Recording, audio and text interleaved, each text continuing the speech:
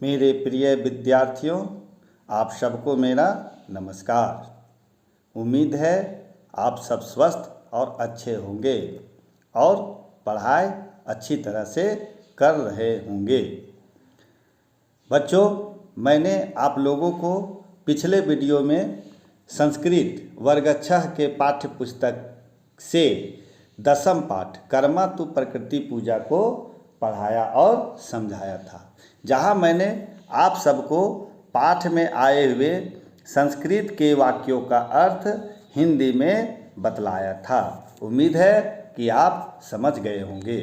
बच्चों, आज हम आपके बीच में इसी पाठ 10वां पाठ कर्मा तु प्रकृति पूजा के प्रश्न उत्तर को लेकर के आए हैं। तो हम लोग चलते हैं प्रश्न उत्तर की ओर, जहां इस पाठ के अंत में दिए गए प्रश्न उत्तर जिसका हम संस्कृत में जानेंगे और समझेंगे। तो हम लोग शुरू करते हैं प्रश्न उत्तर पर। बच्चों, प्रश्न उत्तर शुरुआत करने से पहले हम लोग अभ्यास के पहला प्रश्न पदानी बोधता को जानने और समझते हैं। तो आइए, सबसे पहले आप स्क्रीन पर आपको दिखाई दे रहे होंगे कुछ संस्कृत के शब्द, उनका अर्थ हिंदी में बतलाया गया है। तो बच्चों, आप सब ध्यान देंगे और ध्यानपूर्वक सुनेंगे तो आपको समझ में आ जाएगा और इसे आप याद भी कर लेंगे। तो संस्कृत के कुछ शब्द हैं, आपको दिखाई देते होंगे। एक और संस्कृत के कुछ शब्द नज़र आ रहे होंगे। यहाँ आप देखिए, इधर संस्कृत के शब्द हैं, इनका अर्थ आपको हिंदी में यहाँ बतलाया गया है। आप देख सकते हैं हिंदी में अर्थ। तो हम लोग शुरुआत करते हैं अभ्यास 1 से। पदानी बोधता, वार्तालाप, इसका अर्थ हिंदी में होता है बातचीत। उभो, दोनों। स्व, अपने। जानासी, जानते हो। निर्जलम, बिना जल के। युवतियम, युवतियाँ। पर्व, त्यौहार। सविस्तरम, विस्तार पूर्वक। भाद्रपद मासे, भादो महीना में या भादो माह में। अद्य, आज। आगे देखते हैं शाखाम, डाली को। तू, तो। मंडप सदृशम, मंडप की तरह। अवकाश, छुट्टी। रात्रि पर्यंतम, रात भर। पुष्प आच्छादितम, फूलों से ढका हुआ। अस्मिन पर्वाणि, इस पर्व में। नदा, नदी में। तड़ागे, तालाबों में। उपवासम, बिना अन्न जल के। आइए अब हम लोग दूसरे प्रश्न की ओर चलते हैं। बच्चों, दूसरा प्रश्न है आपका निम्नलिखितानां प्रश्नानां उत्तराणि लिखत। तो यहाँ आपको 6 प्रश्न संस्कृत के दिए हुए हैं और हम इन प्रश्नों का उत्तर संस्कृत में ही लिखेंगे। इसके बाद आपके पाठ्य पुस्तक का तीसरा प्रश्न है कोष्ठकात उचित पदम चिंतवा रिक्त स्थानी पूर्यत। नीचे दिए गए 5 प्रश्न हैं। पांचों प्रश्न के अंत में, हर प्रश्न के अंत में 2 शब्द हैं जो कोष्ठक में आपको दिखाई दे रहे होंगे। तो हम इन प्रश्न, जो उचित शब्द होगा उसे हम यहाँ खाली स्थान में भरेंगे। चौथा है यथा योग्यम योज्यत। इसे एक कॉलम क से कॉलम ख को हमें मिलाना है। तो देखेंगे कि इनका सही अर्थ क्या होगा और सही शब्द क्या होगा। तो आइए हम लोग शुरू करते हैं पहला प्रश्न से। तो आप सब बच्चों से अनुरोध है कि आप सब ध्यानपूर्वक सुनेंगे और समझेंगे। बच्चों, जैसा कि मैंने आप लोगों को बतलाया था पाठ में कि कर्मा पर्व झारखंड का प्रमुख त्यौहार है और यह पर्व भादो महीना के शुक्ल पक्ष के एकादशी तिथि को मनाया जाता है। इस पर्व में युवतियाँ निर्जला उपवास करती है। निर्जला का अर्थ हुआ बिना जल के, और रात भर नृत्य करती है। साथ ही साथ करम की डाली को अखाड़े में रोपती है और रोपने के बाद चारों ओर रात भर नृत्य और संगीत का कार्यक्रम चलता होगा। आप लोग भी अपने क्षेत्रों में, अपने घर के आसपास इस पर्व को देखे होंगे और आप भी यह पर्व धूमधाम से मनाते होंगे। तो हम चलते हैं प्रश्न उत्तर पर। तो पहला दसम पाठ कर्मातु प्रकृति पूजा प्रश्नोत्तरी। प्रश्न संख्या 2 है, निम्नलिखितानाम प्रश्नानाम उत्तराणि लिखत। निम्नलिखित प्रश्नों के उत्तर लिखिए। यहाँ आपका संस्कृत में प्रश्न दिया है तो हम उसका जवाब ही संस्कृत में लिखेंगे। क नंबर प्रश्न है, कौ प्रातः काले उद्यान भ्रमत। पाठ में आपको पढ़ाया था कि कौन सुबह के समय बगीचे में घूमते हैं। तो आपने 2 बच्चों को देखा था, एक अंश और एक आकांक्षा। तो हमारा यहाँ जवाब लिखेंगे संस्कृत में कि कौ प्रातः काले उद्याने भ्रमत। तो उत्तर लिखेंगे अंश आकांक्षा च प्रातः काले उद्याने भ्रमत। आगे देखते हैं ख नंबर, अद किम अस्ति। इसका अर्थ हुआ आज क्या है। उत्तर लिखेंगे अद कर्मा पर्व अस्ति, आज कर्मा पर्व है। ग नंबर है, कर्मा कस्य मुख्यम पर्व अस्ति। कर्मा किसका मुख्य पर्व है। तो हम जानते हैं कि झारखंड प्रदेश का या झारखंड राज्य का मुख्य पर्व है। तो हम यहाँ लिखेंगे कर्मा झारखंड प्रदेशस्य मुख्यम पर्वम अस्ति। कर्मा झारखंड राज्य का मुख्य पर्व है। घ नंबर है, इदम पर्व कदा भवति। यह पर्व कब होता है। तो हम यहाँ जवाब लिखेंगे इदम पर्वम प्रतिवर्ष भाद्रपद मासे शुक्ल पक्षस्य एकादशी तिथो भवति। यह पर्व प्रत्येक वर्ष भादो महीना के शुक्ल पक्ष के एकादशी तिथि को होता है या मनाया जाता है। अंग के आनंद मग्न भवति। कौन आनंद मग्न होते हैं या खुश होते हैं।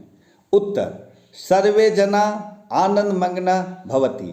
सभी लोग खुश होते हैं या खुशी से झूम उठते हैं। तो हम इसका उत्तर लिखेंगे सर्वे जना आनंद मग्न भवति। 4 नंबर प्रश्न है, अखरा किम भवति। अखरा में क्या होता है। तो हम जवाब लिखेंगे उत्तर अखरा पुष्पछादितम मंडपम सदृश्यम एक पवित्र स्थान भवति। अखरा क्या होता है। तो अखरा फूलों से सजा हुआ एक मंडप है। तो एक मंडप का निर्माण किया जाता है और उस मंडप को फूलों से सजाया जाता है और वह एक पवित्र स्थान होता है। तो अखरा पुष्पछादितम मंडप सदृश्यम एक पवित्रम स्थानम भवति। बच्चों एक बार पुनः हम लोग इसको दोहरा ले। पहला प्रश्न से, क नंबर, कौ प्रातः काले उद्याने भ्रमत। उत्तर अंश आकांक्षा च प्रातः काले उद्याने भ्रमत। ख अद किम अस्ति। उत्तर अद्य कर्मा पर्व अस्ति। ग कर्मा कस्य मुख्यम पर्व अस्ति। उत्तर कर्मा झारखंड प्रदेशस्य मुख्यम पर्व अस्ति। ग नंबर, इदम पर्व कदा भवति। उत्तर इदम पर्व प्रतिवर्ष भाद्रपद मासे शुक्ल पक्षस्य एकादशी तिथो भवति। अंगा नंबर का प्रश्न, के आनंद मग्न भवति। उत्तर सर्वे जना आनंद मग्न भवति। च नंबर, अखरा किम भवति। अखरा पुष्पछादितम मंडप सदृशम एक पवित्र स्थानम भवति। तो बच्चों यह था प्रश्न संख्या 2 के प्रश्न और उत्तर। आइए अब हम प्रश्न संख्या 3 में चलते हैं। प्रश्न संख्या 3, कोष्ठाक उचित पदम चिंतवा रिक्त स्थानी पूर्यत। इसका अर्थ हुआ कि जो ब्रैकेट में या कोष्ठक से उचित शब्द चुन करके रिक्त स्थानों की पूर्ति कीजिए। तो हम यहाँ खाली स्थान में सही शब्द को चुनकर भरेंगे। पहला है क, तत्र खाली स्थान है, किम कुर्वन्ति, यहाँ हमें भरना है जना और जन में, तो सही उत्तर इसका होगा जना। तो हम क्या भरेंगे, तत्र जना किम कुर्वन्ति। यहाँ आपका प्रश्न में उत्तर लिखा हुआ है, ध्यान से देखेंगे तो जना। आगे, सर्वे जना खाली स्थान भवन्ति, यहाँ दो शब्द है आनंद मंगना और आनंद मग्नम, तो सही उत्तर होगा आनंद मग्नम। आप देखिए, आपको दिखाई देता होगा आनंद मंगना यहाँ लिखा हुआ है। तो हम खाली स्थान में क्या भरेंगे, सर्वे जना आनंद मंगना भवति। अगला प्रश्न है ग नंबर, रिक्त स्थान दिया गया है खाली स्थान, प्रकृते संरक्षणम कुर्याम, तो यहाँ दो शब्द है वयम और अहम, तो यहाँ हमें भरना क्या होगा, आप देखें स्क्रीन पर आपका उत्तर यहाँ दिखाया गया है, तो यहाँ हम भरेंगे वयम, वयम प्रकृते संरक्षणम कुर्याम। आगे हम देखते हैं घ नंबर प्रश्न, अस्य खाली स्थान विषये तु अहम जानामि, तो यहाँ पर्वस्य और पर्वतेषु में एक शब्द भरना है, तो यहाँ सही उत्तर होगा पर्वस्य। आप यहाँ भरेंगे खाली स्थान में पर्वस्य, यहाँ पर्वस्य आपको लिखा हुआ है, ध्यान से देखेंगे तो आपको पर्वस्य लिखा हुआ है। तो अस्य पर्वस्य विषये तु अहम जानामि। अगला है अंगा नंबर, प्रातः काले भर्मता, खाली स्थान है, तो वहाँ दो शब्द दिया गया है कोष्ठक में, उद्याने और उद्यानस, उद्यानस्य, तो सही उत्तर होगा यहाँ हम उद्याने लिखेंगे। क्या लिखेंगे, उद्याने। तो प्रातःकाल उद्याने भर्मता। एक बार पुनः हम इसको देख लेते हैं बच्चों, दोहरा लेते हैं। क नंबर, तत्र किम कुर्वन्ति, तो खाली स्थान में जना। ख नंबर, सर्वे जना खाली स्थान भवति, तो वहाँ हम भरेंगे आनंद मग्न। ग नंबर, खाली स्थान पहले है प्रकृते संरक्षणम कुर्याम, तो वहाँ हम भरेंगे वयम। आगे है घ नंबर, अस्य खाली स्थान विषये तु अहम जानामि, तो यहाँ हम भरेंगे पर्वस्य। अंगा नंबर है प्रातः काले रिक्त स्थान है भर्मता, तो यहाँ हम सही शब्द चुन करके लिखेंगे तो उद्याने लिखेंगे। तो प्रातः काले उद्याने भर्मता। आगे देखते हैं बच्चों प्रश्न संख्या 4। आपका प्रश्न संख्या 4 कॉलम क से कॉलम ख को मिलाना है। यथा योग्यम योज्यता, उचित रूप के मिलान करें। तो यहाँ हम आपके पाठ के अंत में चौथा प्रश्न अगर आप देखते हैं तो वहाँ मिलाने वाला है। तो आइए हम लोग मिलाना सीखते हैं। तो एक तरफ आपका कॉलम ख में 5 शब्द हैं, निर्जलम, पवित्रम, सर्वे, अग्रिमे, मुख्य, और हम कॉलम ख की ओर जब देखते हैं दूसरी ओर तो वहाँ आपको भी 5 शब्द दिए गए हैं, दिने, जना, उपवास, पर्वम, स्थानम। तो हम यहाँ पर मिलाएंगे, तीर का निशान के साथ मिलाएंगे। तो जैसा कि आप स्क्रीन में देख रहे होंगे मैंने तीर का निशान लगा दिया है, तो आप भी अपने कॉपी में लगाएंगे। जैसे निर्जलम, निर्जलम उपवासा, सही मिलान करेंगे तो हम उपवासा मिलाएंगे। तो आप तीर के निशान से इस तरह से आप मिला सकते हैं। तो निर्जलम उपवासा। इसके बाद हम आगे देखते हैं पवित्रम स्थानम, तो यहाँ हम मिलाएंगे पवित्रम स्थानम, इस तरह से तीर का निशान हम लगाएंगे। आगे है सर्वे जना, तो यहाँ हो जाएगा जना में मिलाएंगे, ठीक है, ध्यान से देखेंगे तो सर्वे जना, तीर का निशान लगा देंगे। आगे है अग्रिमे, तो पहला जो आपका दूसरी ओर दिया गया है दिने, तो यहाँ हम लगाएंगे अग्रिमे दिने। आप ध्यान से देखेंगे तो अग्रिमे दिने इस तरह से तीर का निशान लगाएंगे। आगे है मुख्यम पर्वम, तो यहाँ हम लगाएंगे मुख्य, कॉलम ख से कॉलम ख में तो हम लगाएंगे मुख्यम पर्वम। इस तरह से तीर का निशान आपको लगाना है। तो बच्चों फिर से हम इसको देखते हैं। तो आप इसका उत्तर दिया गया है, आप मिला करके तीर का निशान। निर्जलम उपवास, पवित्रम स्थानम, सर्वे जना अग्रिमे दिने मुख्य पर्वम। इस तरह से आपका यह उत्तर सही होगा। आगे चलते हैं प्रश्न संख्या 5। निम्नलिखितेभ्य पदेभ्य भिन्न जातीयम पद चिनुत, अर्थात नीचे जो कुछ शब्द हैं उन शब्दों को चुनना है। और किस शब्द को चुनना है? जो अलग है या भिन्न शब्द है। उदाहरण स्वरूप हम आपके बीच रखते हैं कि जैसे हम कुछ शब्द बोल रहे हैं, जैसे हम बोल रहे हैं राम, श्याम, मोहन, राजू, रानी, तो अब इसमें से कौन सा शब्द हटेगा? तो रानी हटेगा। क्यों रानी हटेगा? क्योंकि पहले जो भी 4 शब्द हैं वे सब लड़के का नाम है और एक वहाँ भिन्न जाति में आ गया रानी, जबकि रानी लड़की का नाम है, इसलिए वहाँ पर हम चुन करके अलग करेंगे तो रानी को करेंगे। इसी तरह से आपके यहाँ संस्कृत के कुछ शब्द हैं, इनमें से जो भिन्न होगा उसे हम अलग करेंगे। तो आइए देखते हैं। का नंबर है संरक्षणम विद्यालयम भवनम गृहम। विद्यालय, विद्यालय का भवन, भवन घर, तो ये सब कहीं ना कहीं अलग है, एक है। और संरक्षणम मतलब संरक्षण करना, तो ये अलग हो गया।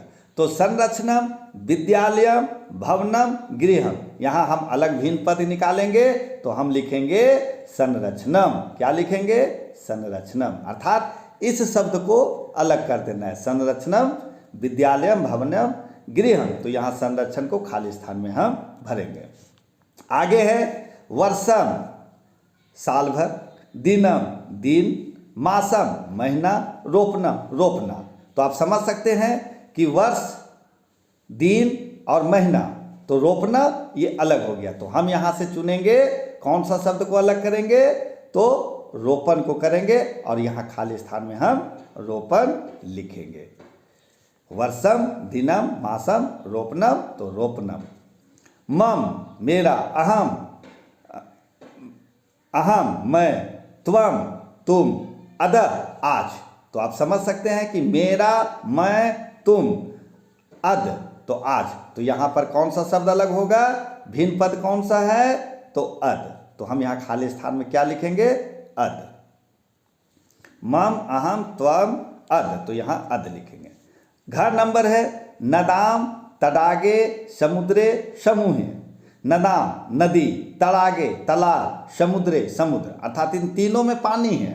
और समूहे, समूहे मतलब होता है भीड़, झुंड या भीड़, तो ये अलग लग रहा है तो हम यहाँ समूहे को लिखेंगे। कौन सा शब्द को चुनेंगे?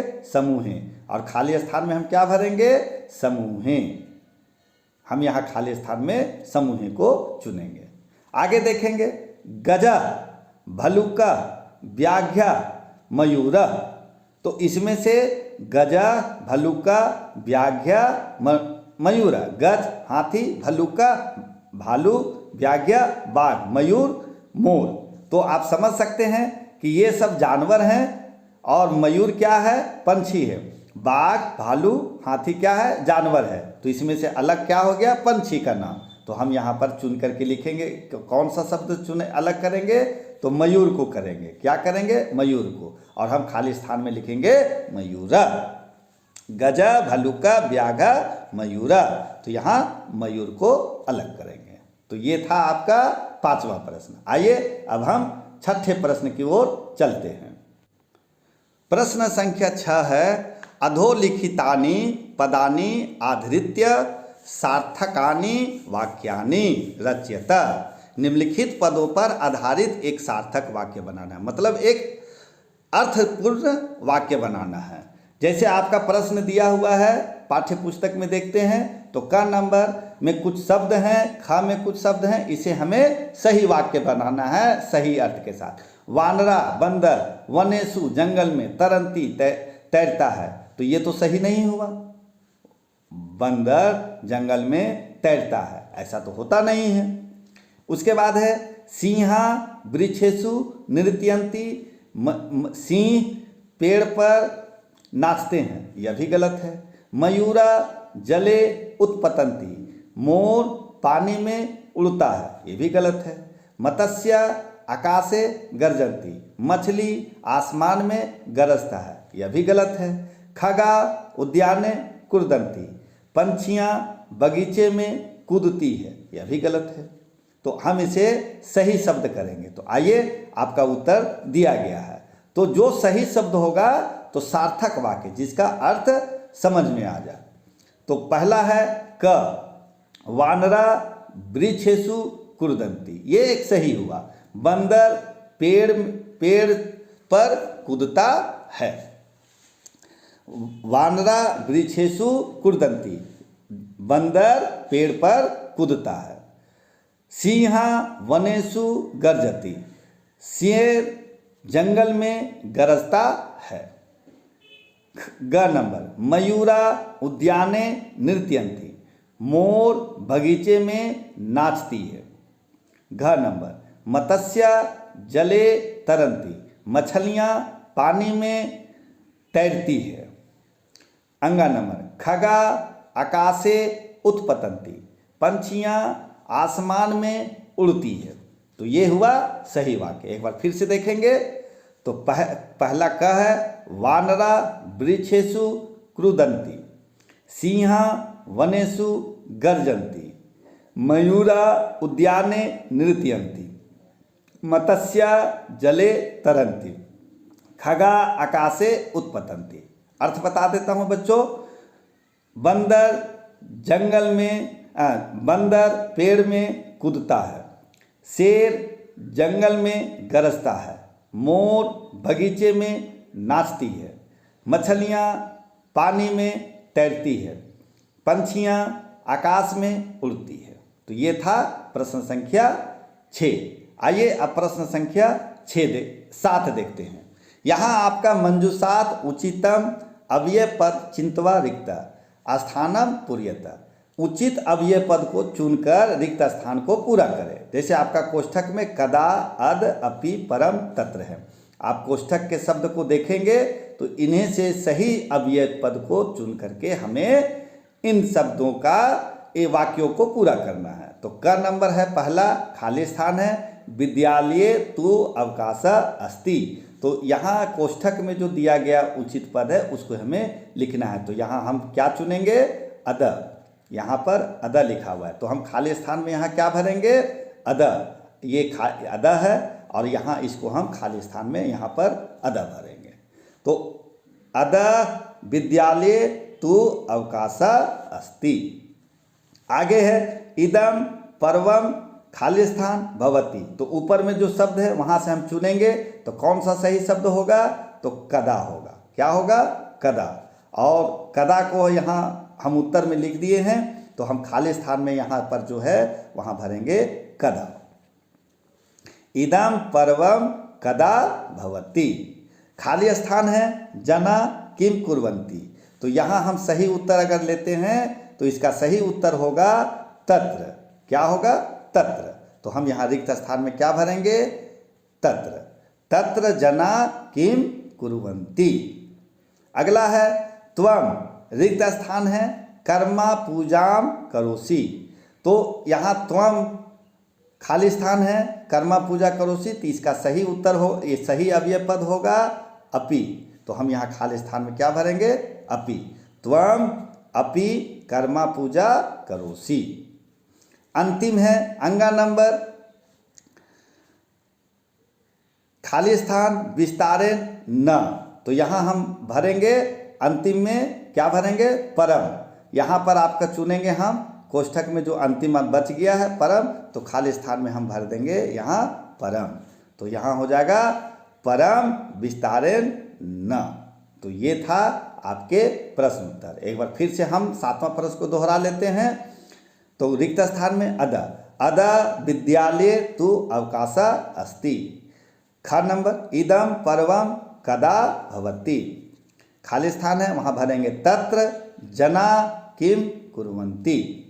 घ नंबर त्वम अपि कर्मा पूजा करोसि, खाली स्थान है विस्तरेण न परम विस्तरेण न।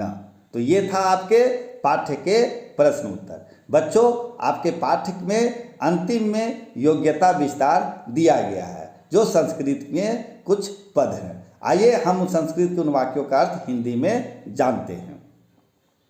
बच्चों जब पृष्ठ संख्या 58 को आप देखते हैं तो वहाँ योग्यता विस्तार के कुछ संस्कृत के अनुच्छेद है। आइए हम उसका अर्थ हिंदी में आपको बतलाते हैं। भारतीय सनातना संस्कृतो मासस्य द्वौ पक्षो भवतः, अर्थात भारतीय सनातन संस्कृति में महीना जो है वह 2 पक्ष का होता है, कृष्ण पक्ष शुक्ल पक्ष। कौन कौन? पहला कृष्ण पक्ष और दूसरा शुक्ल पक्ष। कृष्ण पक्षस्य अंतिमायाम तिथो अमावस्या भवति, कृष्ण पक्ष का अंतिम तिथि अमावस्या होती है। शुक्ल पक्षस्य अंतिमायाम तिथो पूर्णिमा भवति, शुक्ल पक्ष का अंतिम महीना अंतिम दिन या अंतिम तिथि पूर्णिमा होती है। पूर्णिमाया पश्चात अग्रिम मासस्य आरंभ भवति, पूर्णिमा समाप्त होने के बाद या पूर्णिमा के बाद अगले महीना की शुरुआत होती है। भारतीय सनातन संस्कृतो अधिकतम उत्सव पूर्णिमा अमावस्या एवं भवति, भारतीय सनातन संस्कृति में अधिकतम या अधिक पर्व और त्यौहार पूर्णिमा को और अमावस्या को होता है या मनाया जाता है। फिर से देखेंगे हम इसे।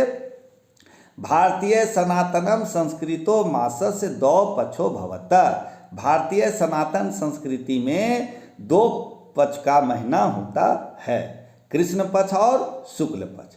कृष्ण पक्षस्य अंतिमायाम तिथो अमावस्या भवति, कृष्ण पक्ष का अंतिम तिथि अमावस्या होती है।